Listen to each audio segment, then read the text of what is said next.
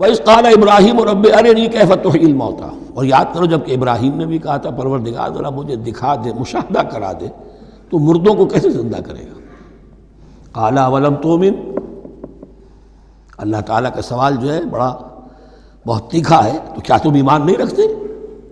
قَالَ بَلَىٰ، ایمان تو میرا ہے، میں مانتا ہوں ایمان ہے، وَلَٰكِن لِيَطْمَئِنَّ قَلْبِي، پورا دل کا اطمینان چاہتا ہوں، پورا یقین ہو جائے۔ اور یہ انبیاء کا معاملہ ہے، سب کا ہے۔ انبیاء کو چونکہ ایمان اور یقین کا ایک ایسی فرنس بنانا ہوتا ہے کہ جن سے ایمان و یقین دوسروں میں سرایت کرے، تو ان کے ایمان و یقین کے لیے انہیں مشاہدات ایسے کرا دیے جاتے ہیں کہ پھر ان کے لیے وہ ایمان صرف ایمان بالغیب نہیں رہتا بلکہ وہ ایمان بالشہود بھی ہو جاتا ہے۔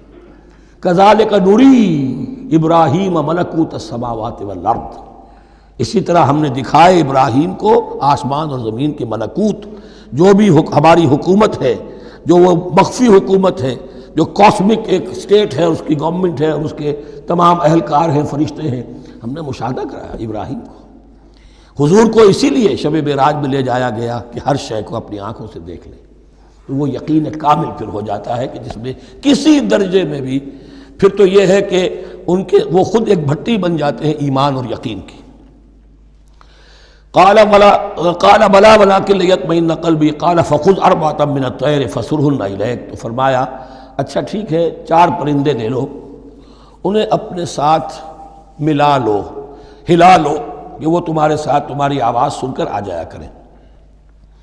ثم اجعل علی کل جبل منہن جزءا، پھر ان کے ٹکڑے کرو اور ہر پہاڑ پر ایک ایک ٹکڑا رکھ دو۔